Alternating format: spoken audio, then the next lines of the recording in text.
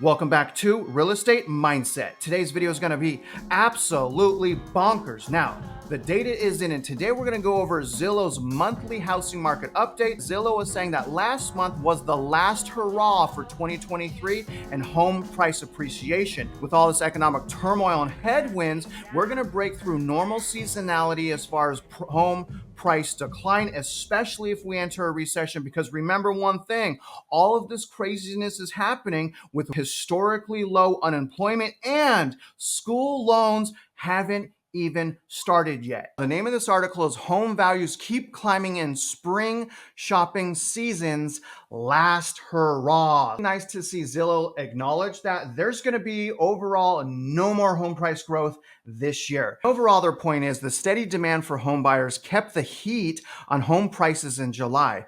But early signs point to the start of typical late summer seasonal cool down. Let's be honest, you guys, Zillow is incredibly bullish. They lost hundreds of millions of dollars at the end of 2021 when other companies went on to make a killing in the housing market. So Zillow has been incredibly bullish, but I suspect they're starting to tone down their opinions of the housing market because they realize that home prices can decline even faster than last year. It really all depends on what happens next. And if you guys can, please don't forget, help me grow my channel. Like this video, subscribe if you haven't already, share this video, and comment below. I absolutely love reading your comments.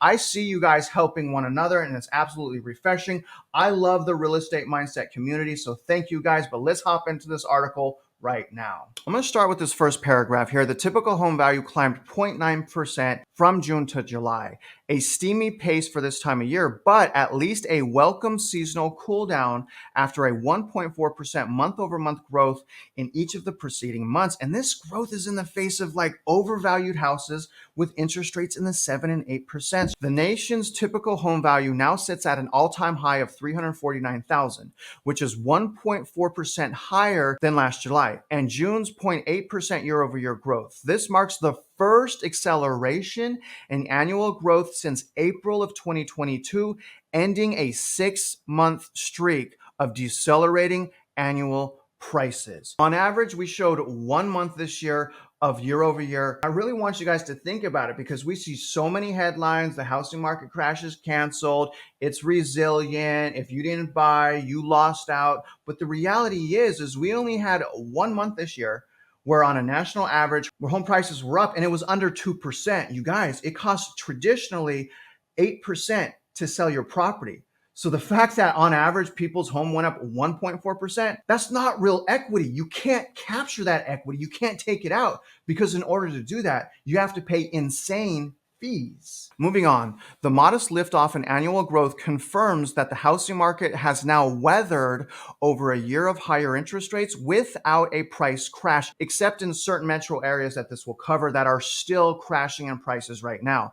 Although sales activity remains very low, for the remainder of 2023, buyers should expect buying conditions to improve as the normal seasonal pendulum of the market swings gradually in their favor.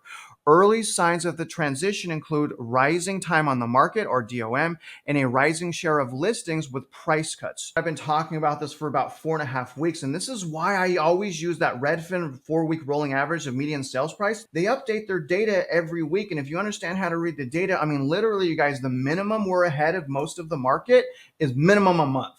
If we talk about Case-Shiller, we're 2.5 months ahead of most people. If we're talking about people that only use year-over-year data, we're a year ahead of them by following this data. Why is that important? So that you understand how to form your goals and how to achieve them. It's really important to understand what's happening in local markets. You guys can see from data that some markets are complete opposites of one another. So you really need to understand what's going on with you. See here that it did rebound on a national average, but barely. So there was barely an improvement in prices. This could even have been manipulated. Let's look at what happened in Austin. So look on the left side, guys. You can see that Austin had a massive decline downward in price decline, followed by what I would call a burp, a slight burp up. But if you look closely, it is now trending downward. Austin's in super bad shape. I don't know how else to say it. Austin is in unbelievably bad shape right now. It is actually quite shocking how different Austin is from, say, Miami.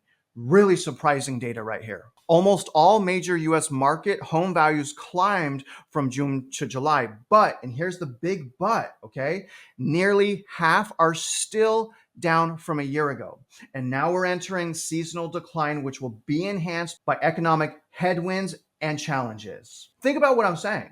It's going to get worse, you guys. We're past the good, hot home buying season, which really surprised me this year. I did not think it would be this extreme, but that's over, at least in most parts of the US. Metropolitan areas in the Midwest and Northeast saw home values climb the most on a monthly basis. Sorry, Jeff, you're included in that area. Home values are down from a year ago in just under 23 of the 50 largest metro areas.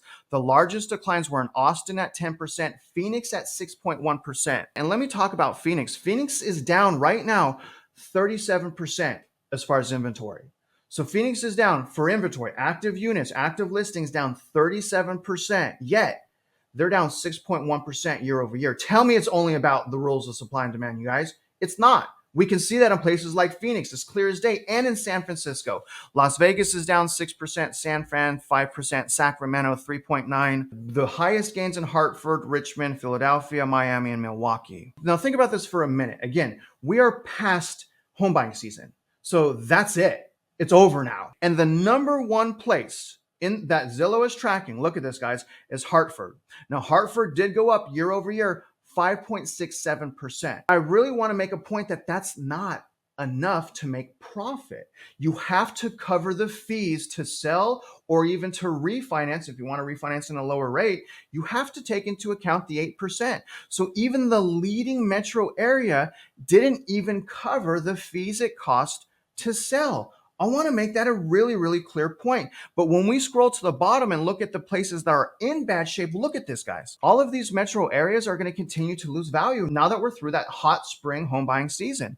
This is shocking to me. And look at how bad Austin is. Austin is in double digits through spring and summer home buying. I don't have a crystal ball, and I understand the lack of inventory. I understand all of these things, but this isn't normal. This isn't right. This is a result of toxic home buying, massive run-up in equity, and massive unaffordability.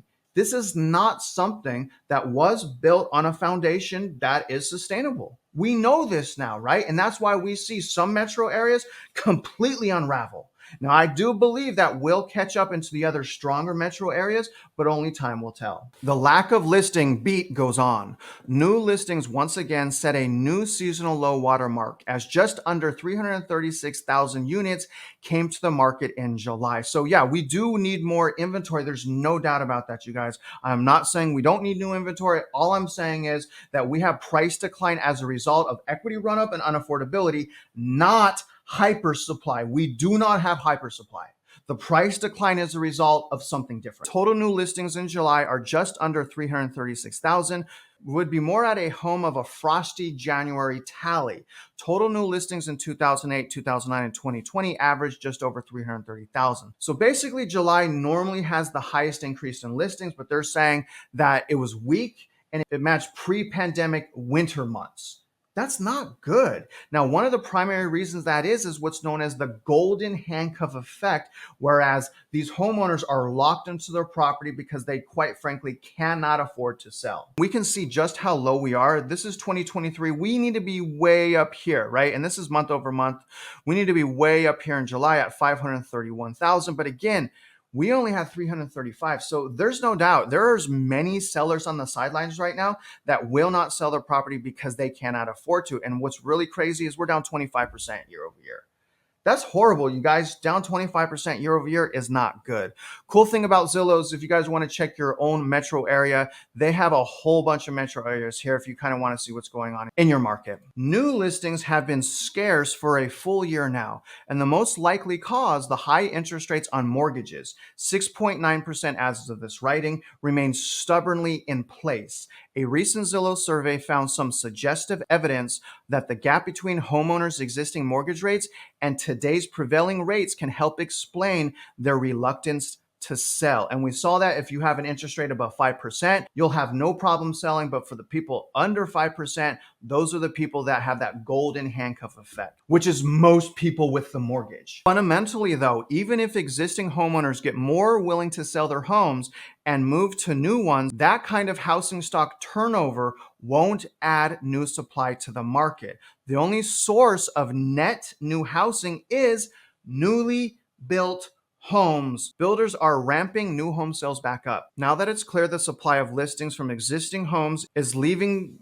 unmatched demand for buyers, builders are also getting more creative to offer buyers an affordable product, turning to smaller homes, more townhouses, and interest rate buydowns to their consumers. Determined buyers kept pushing forward.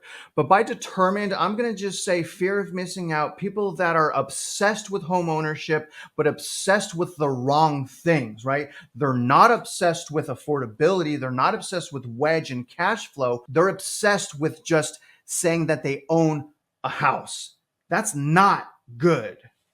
Determined buyers kept pushing forward. Newly pending listings, our best real-time gauge of purchase activity, were only 14.5% below year-ago levels. That's the smallest year-over-year decline since May of 2022, but still represents a major slowdown in activity from the high sales volumes in 2021 and in 2020. Further, as observed above for the flow of new listings, the annual change in new pending listings is now being measured against a lower benchmark.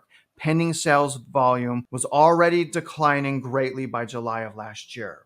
Now, on a monthly basis, new pending sales stepped down 6.5% from June to July. One of the primary reasons that is interest rates. Now, let's read this last part about rents. Rents are climbing slightly faster than normal in July. And let me just talk about that real quick. If rent gets out of control and unhinged, the Federal Reserve will have no choice but to continue doing quantitative tightening and raising interest rates, and that will further collapse the market. If the rental market goes, the housing market will follow. Affordability is the biggest driving factor in this market right now. Let me pull up a cool chart I want to show you guys from mint.com called the Home Affordability Calculator. And let's see what someone that makes $100,000 a year can actually afford right now. Now, you guys, this will be linked in my description. This is kind of a fun little tool if you kind of want to see where you're at. Now, obviously, you're always going to want to send your documents and your paperwork in to a loan officer. You want that loan officer to run automated underwriting so you have an automated approval for your loan as well.